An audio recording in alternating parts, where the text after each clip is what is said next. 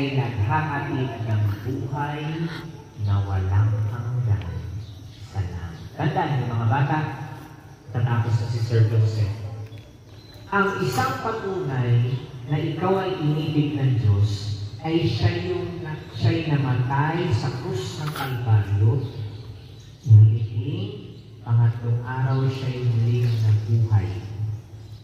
Doon niya pinatunayan na mahal ka niya. Bakit? Kasi kung hindi siya namatay sa krus ng Kalbaryo, kung wala sanang nadanak na banal na dugo ng Panginoon Jesus sa krus ng Kalbaryo, alam mo bang ikaw ay sana makapahamak sa impyerno? Bakit, Sir Joseph? Bakit sa impyerno?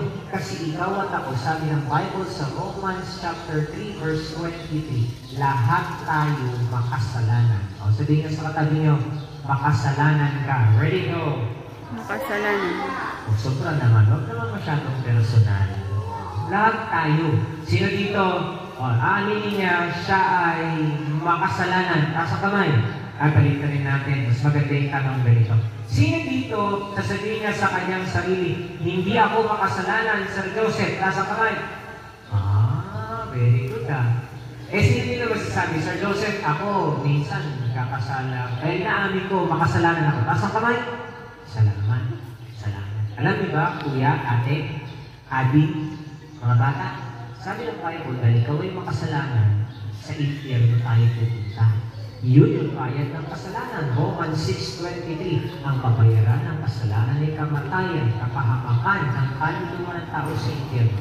Tingin mga bata, kung sa Sir Joseph, pero, love ka ni Jesus, kaya siya namatay para sa iyo. Sabi ng Bible, kung tatanggapin mo siya sa iyong puso, bilang iyong Diyos ang tagapagligtas. Tingin, mga bata, sabi ng Bible, magkakaroon pa ng buhay na walang hanggan sa langit. Tanong, sino dito gusto niya pag siya'y binawian ng buhay, sa langit siya pupunta? Taas ang kamay.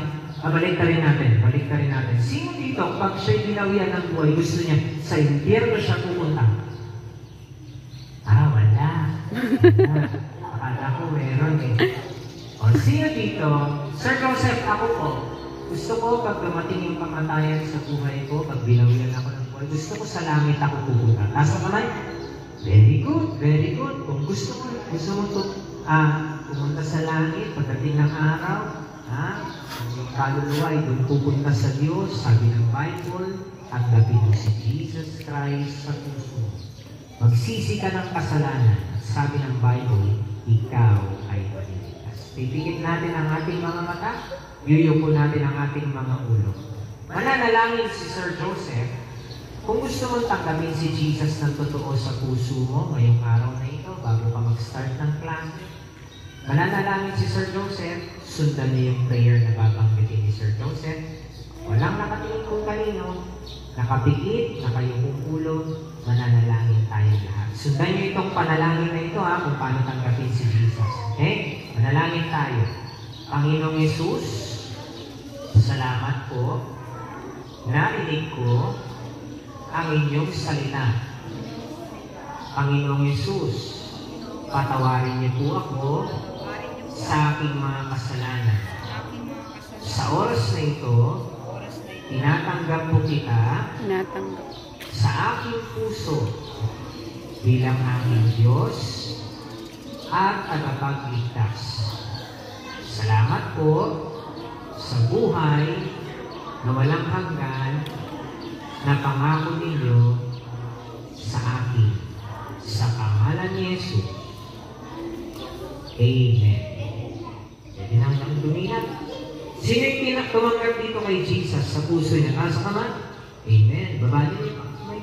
Matandaan niyo, dahil tinanggap niyo na si Jesus, kung totoo niyo siya tinanggap, sabi ng Bible, sa John 1:12, sino man yung nagsitanggap na kay Jesus Christ, binigyan na ng karapatan maging anak ng Diyos.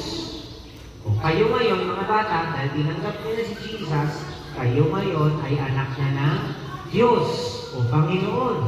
O dahil anak na kayo ng Diyos, o pag tayo binawian ng buhay, saan napupunta ang ating kaluluwa? Sa impyerno, sa langit. Sa langit na, bakit? Kasi totoo mo na siyang tinanggap sa puso mo bilang iyong Diyos at tagapagligtas. Masaya ba kayo? Sino dito happy tumanggap kay Jesus? Amen. Tandaan niyo yung tema natin, dahil tinanggap niya na si Jesus, tingin dito, ang ating tema ngayon ay Everyday with Jesus. Kaya from Monday, Tuesday, Thursday, Friday, lahat ng pag-aaralan natin patungkol kay Jesus. Hindi patungkol sa iyo, kay teacher o kahit kanino. Ang pag-aaralan natin ay patungkol lahat kay Jesus. Tingin naman tayo, lukukulo, ako na lang ang mananalangin. Lord, salamat po sa araw na ito. Ingatan niyo po ang aming start ng klase. Tulungan niyo po bawat isa, maging excited. And I pray na kayo po ang siyang manguna sa mga teachers, bigyan ng wisdom ng bawat isa. We love you, Lord. In Jesus' name I pray. Amen. Pakikuha na yung mga school suit. Okay, very good. Oh. Next. Head bend. Everybody. Head bend, ate, head bend. Head bend. Ganyan, oh. Ay, di ko i-accept yun na dapat nakaganito. Tapos, bend, naka-feet apart. Okay. Next, from the top. Okay, very good. Yung mga nakakasunod, ha? Bukas mo yan. Ba't mo hinihingi ito?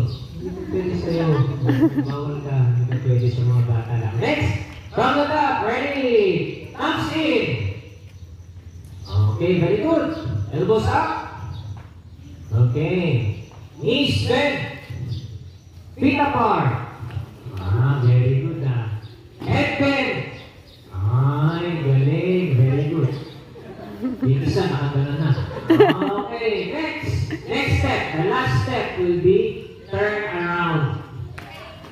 Very good. Ulit. Okay, ready. Yung pinakamagaling na bata, ha, may chocolate sa akin mamaya, no? Ano to? Dark chocolate caramel wafer roll cereal crispies with cavities. Wow, may kasamang cavities. Alam niyo yung cavities? Yung bulok sa ngipin. Pag tinahin ito, mabubulok yung ngipin ninyo. Okay? Sige, ready natin. Ready? Action! Elbows up. Knees bend. Feet apart. Very good. Okay. Head bend. Very good. Turn around. Okay. And then the last step will be everybody. Nakaganyan. Okay. Sit down. Pinidisi-sit down ng chocolate. Okay. Very good. Sasabayan natin ang awitin, ha? Okay? Sasabayan natin ang awitin yan para mas maganahan kayo na kumanta, no? So, yung pinakamagaling, ha? Yung pinakamagaling na makikita kong magkakaroon ng God is so great, so strong and so mighty, there's nothing my God cannot do.